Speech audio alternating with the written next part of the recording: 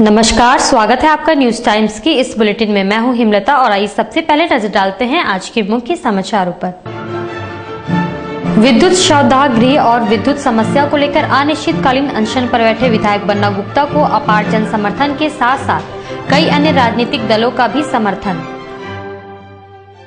अंतर्राष्ट्रीय मानवाधिकार दिवस पर स्वर्गीय डॉक्टर प्रभात को human right life achievement award से नवाजा गया। और साकी थाना परिसर में मानवाधिकार पर परिचर्चा के दौरान पुलिस और मानवाधिकार कार्यकर्ताओं में ठनी जमकर हुई तू-तू मैं। अब खबरें विस्तार से। सोनारी शमशान में विद्युत शवदाह गृह की मांग पर आमरण अनशन पर बैठे विधायक बन्ना गुप्ता को व्यापक जन समर्थन के अलावा अन्य राजनीतिक दलों का समर्थन भी प्राप्त है। सोनारी एयरपोर्ट के पास अवस्थित ट्रायंगल पार्क में आमरण अनशन पर बैठे विधायक बन्ना गुप्ता को अपार जन समर्थन के अलावा दूसरे राजनीतिक दलों का समर्थन भी मिल रहा है। भाजपा, आसू सहित अन्य दलों के नेता भी अनशन स्थल पर पहुंचकर विधायक को नैतिक समर्थन की घोषणा की। इसके अलावा सरायकेला खरसावां जिले से भी कांग्रेसी बड़ी संख्या में अनशन स्थल पहुंचे। झारखंड मुक्ति मोर्चा अल्पसंख्यक सेल के मोहम्मद यासीन अंसारी ने कहा कि जनहित के मुद्दे पर दलगत भावना से ऊपर उठकर वे विधायक बन्ना गुप्ता का समर्थन करते हैं। पूरा कांग्रेस पार्टी उनके साथ है।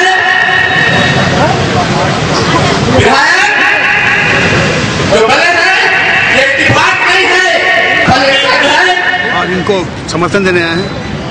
हम इनके काम को सराहना करते हैं। ये हमेशा जनहित में काम के लिए हमेशा आगे रहे हैं, इसीलिए हम इनको समर्थन देने आए हैं। क्या नाम हुआ आपका? मोहम्मद यासीन अंसारी। किस पार्टी से? जेएमएम, झारखंड मुक्ति मोर्चा। इसके अलावा महिला कांग्रेसी नलिनी सिन्हा भी अनशन स्थल पहुंचकर विधायक का समर्थन किया। अनशन पर बैठे हैं हम सारी महिलाएं, युवा कांग्रेस, महिला कांग्रेस की हम सारी महिलाएं यहाँ उपस्थित हैं। हम लोग आज आए हैं अपने बड़े भाई बन्ना भैया को समर्थन के लिए, और भैया जब तक अनशन पर रहेंगे पूरा कांग्रेस परिवार उनके साथ है, हम लोगों का समर्थन उनके साथ है।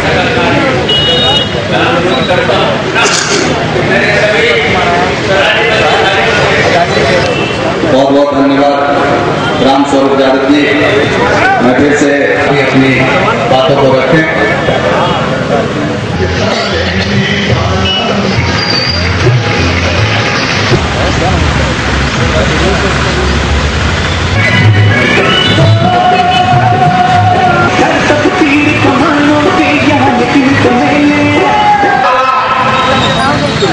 सोनारी में बिजली का समाधान करें। अगर बिजली का समाधान नहीं करें, कल भी बैठे, आज भी बैठे, जरूरत पड़ेगा तो महीनों भर बैठेंगे। जनता का आगाज होता है, जनता का आवाम होता है। मैं प्रमोद सिंह हूँ और सरायकेला जिला कांग्रेस कमेटी का महामंत्री हूँ। और बन्ना गुप्ता चूँकि कांग्रेस के इकलौता विधायक हैं कोल्हान के, तो हमारा पुनीत कर्तव्य होता है कि जहाँ कहीं भी वो आंदोलन करते हैं हमें गर्व होता है। और उस उनके कामों को देखते हुए ये हमारे अंदर में जिज्ञासा हुई कि हम अपने जिला के लोग भी, हमारे उपाध्यक्ष भी आए हुए हैं और लोग भी आए हुए हैं समर्थन करने के लिए। और लगातार जब कभी भी, चाहे वो सोनारी में पुलिस के खिलाफ आंदोलन किए हों या वो मानगो में जनहित के कार्यों के लिए आमरण अनशन पर बैठे थे या बिजली विभाग का घेराव किए थे, जहाँ कहीं भी इनका आंदोलन हम लोग सुनते हैं हम लोग को गर्व होता है। और सारे कांग्रेसी आज हम लोग आए हुए हैं कि फागू बाबा जो वहाँ पर शमशान घाट बनाने की बात है उसमें हम उनका साथ देंगे। गम्हरिया से लेके यहाँ तक जो बिजली देने की बात हो रही है ग्रिड से, गम्हरिया ग्रिड से, इसके समर्थन में पूरा कांग्रेस इनके साथ है और आगे भी रहे। हम लोग विधायक और इस मंच से इनके आमरण अनशन में लगे हुए हैं, उनके साथ है और सोनारी की जनता उनके साथ है। और हम लोग डटे हुए हैं जब तक कि हमारी मांगें पूरी नहीं हो जाती, हम डटे हुए हैं और डटे रहेंगे। सारा हमारा सोनारी का परिवार उनके साथ है, सोनारी की जनता उनके साथ की मांग को पूरी नहीं करती है। हमारे विधायक जी को अगर कुछ हो जाता है तो इसके लिए उग्र आंदोलन करेंगे। जवाबदेही टाटा स्टील होगी, इसकी जवाबदेही टाटा स्टील की होगी। उसका जो विरोध कर रहा है सभी सोनारी वासी के निवासी ने, सब बोलगोरी के रहने वाले हैं। 10-15 साल से आगे वो लोग शोषण कर रहे हैं और मनमानी अधिकार मनाने जा रहे हैं। तो उनकी मनमानी जगह नहीं चलेगी, ताकि बन्ना गुप्ता जो अनशन में बैठे हैं, जब तक उनकी अनशन का पूरी मांगे नहीं होगी तब तक वो बोलेंगे नहीं। सोनारी में विद्युत शवदाह गृह और सोनारी कदमा और मानगो क्षेत्र में निर्बाध विद्युत आपूर्ति को लेकर विधायक बन्ना गुप्ता का आमरण अनशन दूसरे दिन भी जारी रहा। इस अनशन में उन्हें विभिन्न दलों के अलावा अपार जन समर्थन प्राप्त हो रहा है। लगातार दूसरे दिन आमरण अनशन पर बैठे बन्ना गुप्ता अपने इरादों पर अटल नजर आ रहे हैं। उन्होंने कहा कि विद्युत शवदाह गृह की मांग लंबे समय से की जा रही है, खासकर कदमा सोनारी के लोगों के लिए बहुत जरूरी है, मगर टाटा स्टील एनओसी नहीं दे रही है। विधायक ने कहा कि जब तक एनओसी नहीं मिलती है वे इस जनउपयोगी मांग को लेकर लगातार अनशन पर रहेंगे। सोनारी में 50 वर्ष से विद्युत सत्याग्रह की मांग को लेकर लोग बहुत परेशान हैं। जमशेदपुर में 2 ही शमशान घाट हैं और विद्युत सत्याग्रह के लिए हम लगातार प्रयासरत थे, तो उसी को बनाने की मांग है। एक दूसरा है कि कदमा सोनारी मानगो में बिजली व्यवस्था नियमित नहीं है। लच्चर विद्युत व्यवस्था के सुधार के लिए हमने प्रस्ताव सरकार को दिया था कि उल्फ कंडक्टर से बिजली लाई जाए, जिसका 25 मेगावाट कैपेसिटी है, और अभी डॉग कंडक्टर से दिया जा रहा है जिसकी 17 मेगावाट कैपेसिटी है। तो हमने कहा था कि डबल सर्किट बनाइए, 25 दूनी 50 मेगावाट को कदमा और मानगो में घुसाइए। तो उसके लिए जब मैंने पहले अनशन किया तो 121 खंभे लगा दिए गए। अभी 48 खंभे बचे हैं, हाथी निकल गया, पूंछ बचा हुआ है और ये बिजली विभाग उदासीन है। तो एक मामला ये है। दूसरा मामला है कि टाटा कंपनी एनओसी देने को तैयार नहीं है विद्युत सत्याग्रह के लिए, और टाटा कंपनी जब तक एनओसी देगी नहीं तब तक जो है विद्युत सत्याग्रह बनेगा नहीं। तो हमने कहा है कि टाटा कंपनी को हर हाल में एनओसी देना होगा, और यदि नहीं एनओसी देती है टाटा कंपनी तो मैं ये मान के चलूँगा कि ये जनविरोधी कंपनी बन गई है। जो नौशेरवान जी जमशेद जी टाटा ने एक सपना देखा था कि विश्व स्तरीय सुविधाओं का शहर होगा जमशेदपुर। आज वो जमशेदपुर जो है नाना प्रकार की समस्याओं से ग्रसित है, और टाटा कंपनी ना तो CSR का पालन कर रही है और ना ही जो है टाटा कंपनी अन्य जो है दायित्वों का निर्वाह कर रही है जो एग्रीमेंट में निहित है। तो हमारा ये उनसे मांग होगा कि भाई जल्द से जल्द आप एनओसी दीजिए, और यदि एनओसी नहीं देगा तो इसको लेके हम लोग उनका गेट वेट सब जाम करेंगे। जो तक हो सकता है सारा विरोध किया जाएगा, और मैं वैसा विधायक बन के नहीं रह सकता कि जो संवेदनशील मुद्दों पर संवेदनहीनता दिखाऊं। अनशन पर बैठे विधायक बन्ना गुप्ता पर चिकित्सकों की टीम लगातार नजर रख रही है। खुद civil surgeon doctor LBP Singh अनशन स्थल पर पहुंचे और विधायक का हालचाल पूछा। अनशन पर बैठे विधायक बन्ना गुप्ता चूंकि अन्य जल त्याग चुके हैं, इसलिए चिकित्सकों की टीम लगातार उनके स्वास्थ्य पर नजर रखे हुए है। मंगलवार को विधायक की स्वास्थ्य जाँच एवं रक्तचाप की जाँच की गयी। खुद civil surgeon doctor LBP Singh वहां पहुंचे और विधायक का हालचाल पूछा।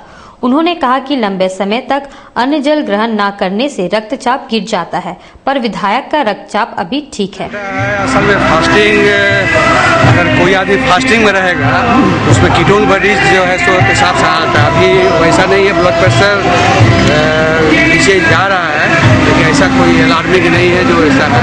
हम लोग इसको हमेशा केयर में रखे हुए, कोई भी दिक्कत होगा हम लोग। अंतर्राष्ट्रीय मानवाधिकार दिवस के मौके पर मंगलवार को चैम्बर भवन में आयोजित एक कार्यक्रम में स्वर्गीय डॉक्टर प्रभात को human right life achievement award प्रदान किया गया।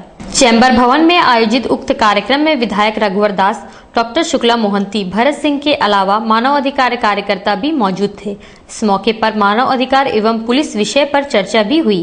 इस दौरान स्वर्गीय डॉक्टर प्रभात को human right life achievement award दिया गया। तमाम ऐसे महान विभूतियों को बहुत बहुत बधाई। समय ना लेते हुए, चूंकि सम्मानित होने वाले हमारे अतिथि 2 शब्द आकर। आज 10 दिसंबर को अंतर्राष्ट्रीय मानवाधिकार दिवस पूरे विश्व में मनाया जा रहा है। इसी के तहत Jharkhand human right conference JHRC ने एक सप्ताह का कार्यक्रम मनाया। अंतर्राष्ट्रीय मानवाधिकार दिवस के अवसर पर मानवाधिकार सप्ताह मनाया गया।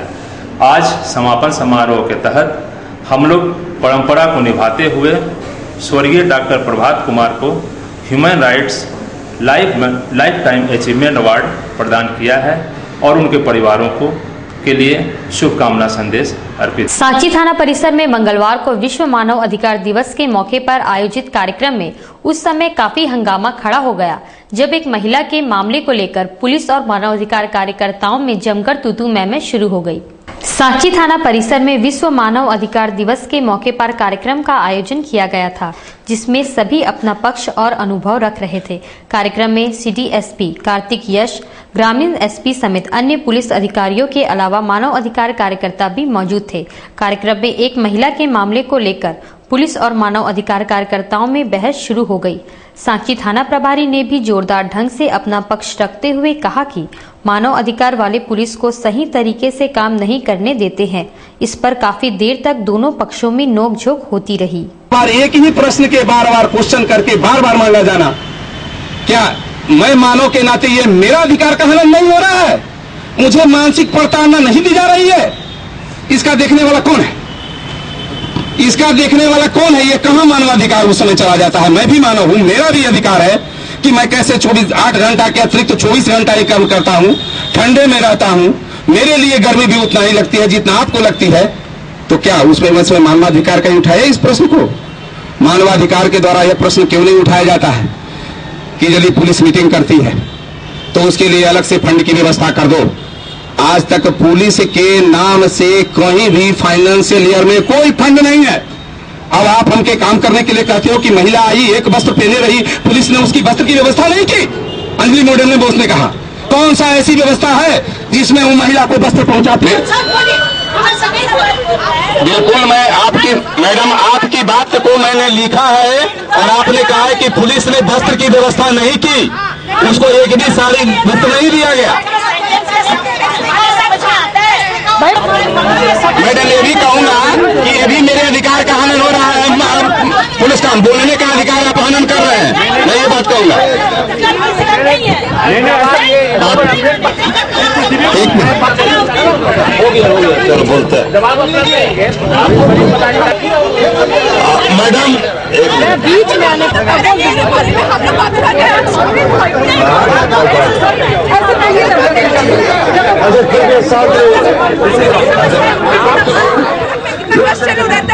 भाइयों बंधुओं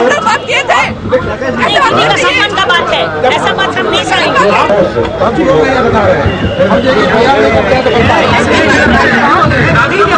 राइट और ड्यूटी एक सिक्का का दो पहलू। और जब राइट की बात करना चलते हैं तो ड्यूटीज भी समझाइए उसको, अगले को, क्या तुम्हारा ड्यूटी क्या है। अरे हमको स्वतंत्रता का अधिकार है, तो ये थोड़ा है कि रोड के बीच में हम चलेंगे, रोड के बीच में गाड़ी लगा देंगे। आपको तो किनारे से चलना ही पड़ेगा, तो किनारे से कौन चलाएगा? तो पुलिस चलाएगा। तो पुलिस को मजबूरन आपको जो है कि वहाँ से हटाना पड़ेगा। तो कहिएगा मेरे स्वतंत्रता का अधिकार जो है कि हनन हो रहा है। इसीलिए वो लोग कहा कि पुलिस चोर है, FIR नहीं करता है। तो हम तो खुला चैलेंज दिया हूँ, बोला कि 800 FIR हम किए हैं, आप एक से भी करवा दीजिए कि हम पैसा लिए हैं। तो इस विरोध को क्या मान रहे हैं? किसको? महिलाओं के जो विरोध दिखाया गया उसको क्या मान रहे हैं? तो हम बोले कि ठीक है, ह्यूमन राइट्स ठीक है, मानव का अधिकार था, ह्यूमन राइट्स है, लेकिन उसका तरीका से भी, उसका ड्यूटीज भी समझाइए आप कि आपका ड्यूटीज क्या है। आप क्यों जो है क्या ना वैसे किसी को परेशान कीजिएगा, पुलिस वाले को परेशान कीजिएगा, ये कीजिएगा वो कीजिएगा। बागबेड़ा में जलापूर्ति को लेकर मंगलवार को बस्ती वासियों ने जोरदार आंदोलन की रूपरेखा तैयार की है। मंगलवार को बागबेड़ा में बस्ती वासियों ने एक जनसभा का आयोजन किया जिसमें पूर्व सांसद आभा महतो, विधायक मेनका सरदार भी मौजूद थी। उन्होंने संयुक्त रूप से आंदोलन की रूपरेखा तैयार करते हुए कहा कि बागबेड़ा जलापूर्ति योजना के लिए वे वृहद आंदोलन करेंगे। जमशेदपुर से 153 किलोमीटर पद यात्रा करके रांची तक हम लोगों ने विधानसभा का घेराव किया। उस समय में भी बागबेड़ा ग्रामीण जलापूर्ति योजना की स्वीकृति दी गई और घोषणा की गई। विश्व बैंक के माध्यम से 138 करोड़ की योजना स्वीकृत हो चुकी है और मात्र अब रेलवे के द्वारा NOC नहीं दिए जाने के कारण ये योजना अधर में लटकी हुई है। इसी मामलों को लेकर आज हम लोग यहाँ पर धरना पर बैठे हुए हैं और अगर हमारी मांगों को अविलंब नहीं सुनवाई की जाती है तो कल से हमारी यहाँ पर जो बैठी हुई माताएं हैं कल से अनिश्चितकालीन भूख हड़ताल पर बैठ जाएंगी। आम आदमी पार्टी के संयोजक एवं विधायक दल के नेता अरविंद केजरीवाल पर आम लोगों ने विश्वास जताया और भारी मतों से वे जीते। 1989 में श्री केजरीवाल शहर में रहकर टाटा स्टील में महज 2400 रुपयों की नौकरी किया करते थे। आम आदमी पार्टी के संयोजक अरविंद केजरीवाल ने दिल्ली चुनाव में अपनी पहचान बनाई। उन्हें लोगों ने, खासकर युवा वर्ग ने भारी मतों से जिताया भी। 1989 के दशक में अरविंद केजरीवाल टाटा स्टील के CENDD विभाग में कार्यरत थे और GT हॉस्टल में कमरा नंबर 125 में रहते थे। उन्हें टाटा स्टील से महज 2400 रुपए तनख्वाह मिलती थी। आम आदमी पार्टी के परशुराम सिंह ने उन दिनों को स्मरण किया। तो खुशी हमें पर्सनल तो उसकी तो चाहे कितनी भी आप सोचिए हो, आवश्यकता से ज़्यादा पूरे हिंदुस्तान की जनता को आज एक प्रतीक्षा थी। 1947 के पहले जिस तरह गांधी जी ने एक आंदोलन चलाकर देश को आज़ाद कराया, आज़ादी के बाद भ्रष्टाचार की प्रतीक्षा थी, तो वैसे एक केजरीवाल व्यक्ति का जन्म हुआ इस हिंदुस्तान के धरती में और उन्होंने जो अपनी प्रतिभा निखार जनता के प्रति समर्पित किया और पूरी जनता उनकी सहयोग की और दिल्ली में आज एक इतिहास रचे। और इस बात की खुशी है कि वो अरविंद केजरीवाल जैसे व्यक्ति इस झारखंड के धरती में जमशेदपुर में टाटा कंपनी जैसे में कार्यरत थे और मात्र 2400 रुपये की नौकरी करते थे और अपने ड्यूटी के अलावा अपने हॉस्टल के पीछे गरीब बच्चों को जाकर पढ़ाना, इससे ही उनकी प्रतिभा की निखार आती है कि आने वाले समय में केजरीवाल जैसे लोग अगर हिंदुस्तान की धरती में जमशेदपुर की धरती में जिस दिन उनका आगमन हुआ और जनता उनकी प्रतीक्षा में है कि एक बार केजरीवाल जैसे लोग आवे और इस शहर के लोग दिन प्रतिदिन इस संस्था से भी आम आदमी पार्टी से जुड़ते जा रहे हैं और आने वाले समय में मात्र एक केजरीवाल जैसे लोग का ही जनता सम्मान करेगी और वही वैसे ही व्यक्ति सत्ता में रहेंगे। अब वक्त हो चला है एक छोटे से ब्रेक का। ब्रेक के बाद खबरें और भी है, अब बने रहिए हमारे साथ। ब्रेक के बाद खबरों में फिर से आपका स्वागत है। अनशन पर बैठे विधायक बन्ना गुप्ता के पास विद्युत विभाग के अधिकारी एक पत्र लेकर पहुंचे और उनकी मांगों पर 1 माह का समय मांगते हुए हस्ताक्षर करने को कहा, मगर विधायक ने हस्ताक्षर करने से इनकार कर दिया। सोनारी एयरपोर्ट के पास स्थित ट्रायंगुलर पार्क में अनशन पर बैठे विधायक बन्ना गुप्ता की 2 मांगों में शवदाह गृह के अलावा सोनारी, कदमा व मानगो क्षेत्रों में अनियमित विद्युत आपूर्ति को नियमित करने की मांग भी है। मंगलवार को शाम लगभग 7 बजे विद्युत विभाग के कुछ अधिकारी एक पत्र लेकर विधायक के पास पहुंचे, जिसमें विभाग द्वारा 1 माह का वक्त मांगा गया है, मगर विधायक ने पत्र को नहीं स्वीकार किया। और वो जब जोड़ने का समय आएगा उस समय 2-3 दिन बन्ना गुप्ता जिंदाबाद जिंदाबाद जिंदाबाद, बन्ना गुप्ता जिंदाबाद जिंदाबाद। ये तो सब ये करवाए हैं उस बच्चे का।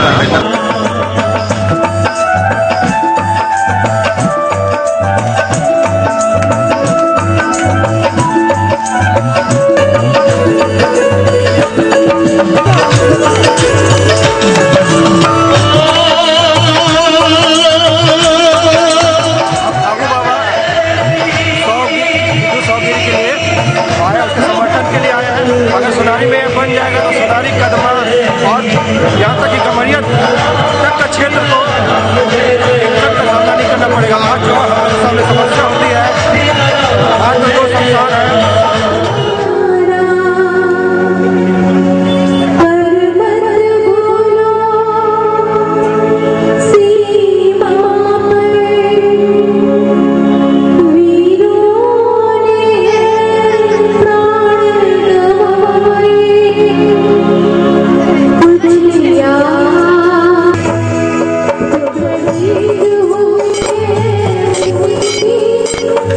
डीटीओ जॉर्ज कुमार ने कहा कि जिले में कई ऐसे बल्कि बड़ी संख्या में कॉमर्शियल वाहन रजिस्ट्रेशन के बाद दूसरे जिले से भी रजिस्ट्रेशन करा लेते हैं, जिससे टैक्स का नुकसान हुआ है। डीटीओ जॉर्ज कुमार ने कहा कि कई कॉमर्शियल वाहन रजिस्ट्रेशन के बाद 3 माह का टैक्स देते हैं, फिर उन्हें टैक्स पेड करना पड़ता है, मगर वाहन मालिक दूसरे राज्य में रजिस्ट्रेशन करवा रहे हैं, जिससे टैक्स का नुकसान हो रहा है। फिटनेस के संदर्भ में रिपोर्ट आप उनसे प्राप्त कर सकते हैं और इसमें जांच अभियान चलती है। मोबाइल इसमें इंस्पेक्टर DSP हैं और उस पर कार्रवाई करते हैं।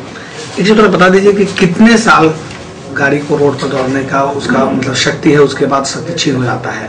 देखना पड़ेगा आपको है उसके लाइफ का सवाल है। प्राइवेट गाड़ी आपकी रहती है 15 साल उसका फिटनेस रहता है और उसके बाद वो 5-5 साल का उसका गाड़ी चलने स्थिति में रहे तो उसके MVI के द्वारा और उसके द्वारा 5-5 साल का उसको एक्सटेंशन दिया जाता है और एक कमर्शियल गाड़ी है तो उसका प्रत्येक वर्ष फिटनेस सर्टिफिकेट लेना पड़ता है जब तक कि गाड़ी चलने की हालत में।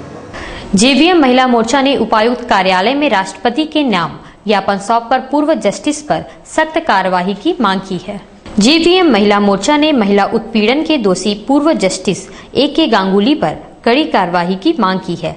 कमल सुल्ताना ने कहा कि जब कानून की रक्षा करने वाले ही महिलाओं के आबरू से खेलेंगे तो देश में महिलाएं कहां जाएंगी।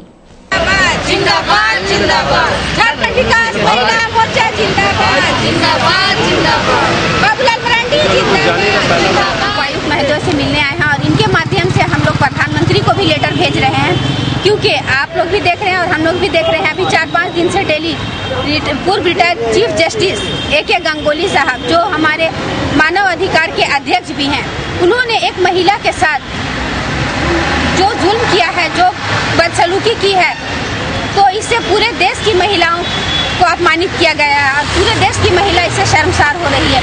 तो हम लोग ये चाहते हैं कि पूरे देश में जो महिलाओं के साथ ये उत्पीड़न का मामला आता है, आखिर ऐसा क्यों? तो चीफ जस्टिस A.K. गांगुली जो मानव अधिकार के अध्यक्ष हैं, अगर ये कानून के रखवाले हैं, अगर कानून के रखवाले ही इस तरह की हरकत करेंगे तो आखिर बेचारी महिलाएं जो पूरे देश में दुखी होती हैं, कहीं अपने घर से, कहीं नौकरी के मामला में, हर जगह से उत्पीड़न सह के वो जाती हैं कानून के रखवाले के पास, लेकिन यहाँ कानून के रखवाले ही उनकी इज्जत की धज्जियां उड़ाते हैं। तो आखिर हम महिला बेचारी किसके पास जाएंगी जब कानून के रखवाले के पास उनको इंसाफ नहीं मिल रहा है?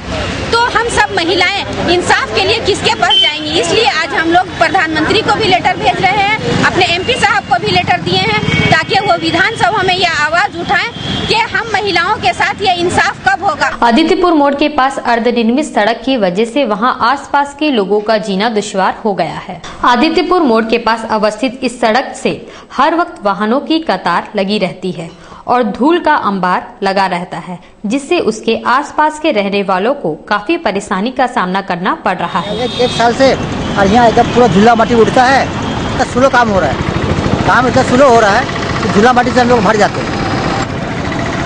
आए दिन यहाँ कोई ना कोई बीमार रहता है, एकदम पूरा रोड जाम रहता है, धुला माटी उड़ता है। डस्ट पूरा पानी भी नहीं दे रहा, उड़ रहा है। 1 साल से बना ही नहीं, रोड बन ही नहीं रहा है, आने जाने में दिक्कत होता है जो पैदल चलते हैं। यहाँ आने जाने में डस्ट इतना ज़्यादा उड़ता है कि मतलब कोई भी हमारे इंस्टीट्यूट के अंदर तक डस्ट इतना ज़्यादा होता है कि रोज़ क्लीन करो, नहीं तो फिर पैर में ही पूरे लगते हैं। सॉक्स पहन के आती हूँ रोज़, क्योंकि यहाँ पे इतना डस्ट है कि और रोज मतलब अपना पूरा कवर करके 1 साल से यहाँ पे काम चल रहा है, वो भी इतना स्लो है कि मतलब कुछ भी नहीं कर सकते। आने जाने में बाइक से भी प्रॉब्लम है, इतना ज़्यादा जर्निंग लगता है यहाँ पे कि गाड़ी की भी हालत बिगड़। मोतीलाल नेहरू पब्लिक स्कूल का मंगलवार को वार्षिक खेलकूद प्रतियोगिता का आयोजन स्थानीय JRD टाटा स्पोर्ट्स कॉम्प्लेक्स में हुआ, जिसमें बच्चों ने रिदमिक डांस के अलावा विभिन्न स्पर्धाओं में उत्साहपूर्वक भाग लिया।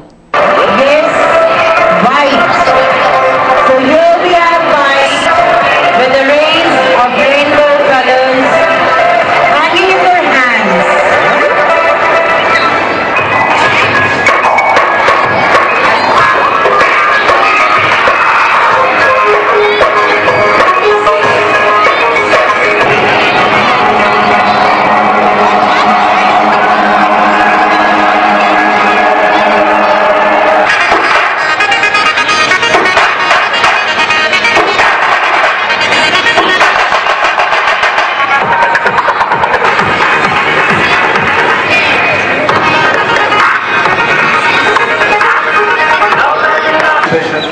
On this annual day.